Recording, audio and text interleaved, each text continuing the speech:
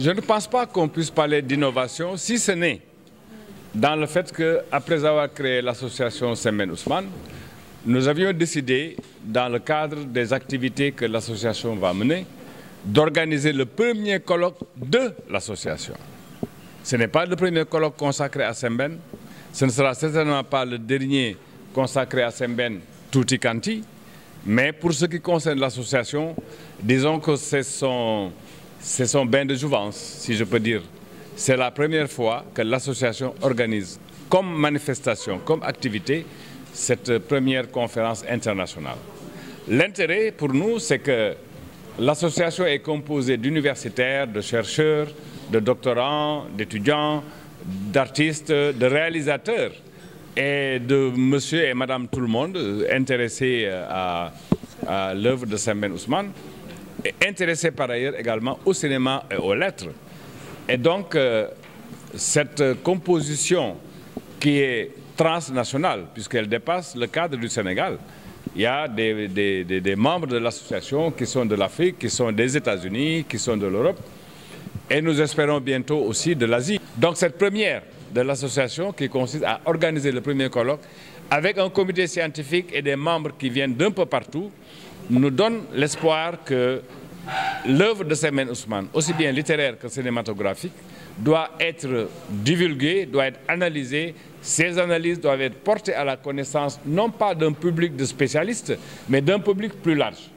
C'est pour ça que nous pensons que 12 ans après sa mort, Sembène Ousmane a encore énormément de choses à nous dire sur tous les plans.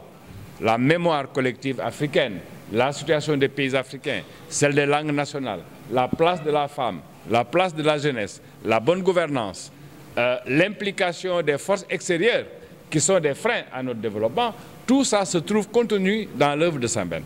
Et donc ce colloque doit permettre à tous les spécialistes que nous avons retenus, dont nous avons retenu les communications, doit nous permettre donc d'entrer de plein pied dans de nouvelles réflexions. Et c'est ça la richesse de l'œuvre de Sembène Ousmane. Chaque fois qu'on regarde un film de Sembène, chaque fois qu'on lit un livre de Sembène, on se rend compte qu'on n'avait pas tout écrit, on n'avait pas tout dit sur l'analyse ou la critique de ses œuvres littéraires comme cinématographiques. Le vœu, c'est que le pays rende davantage hommage à un de ses dignes fils.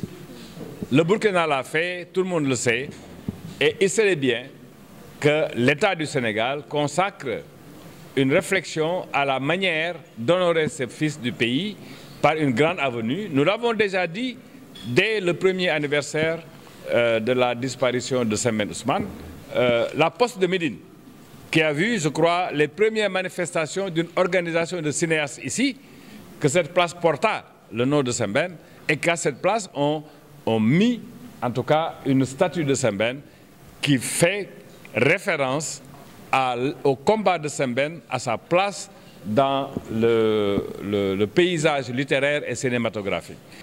C'est par la suite qu'il a eu beaucoup de prix à travers le monde, et c'est tant mieux aujourd'hui si le cinéma sénégalais lui emboîte le pas dans la reconnaissance de ses meilleurs films. Donc ce serait bien que le gouvernement du Sénégal prenne des dispositions pour cela.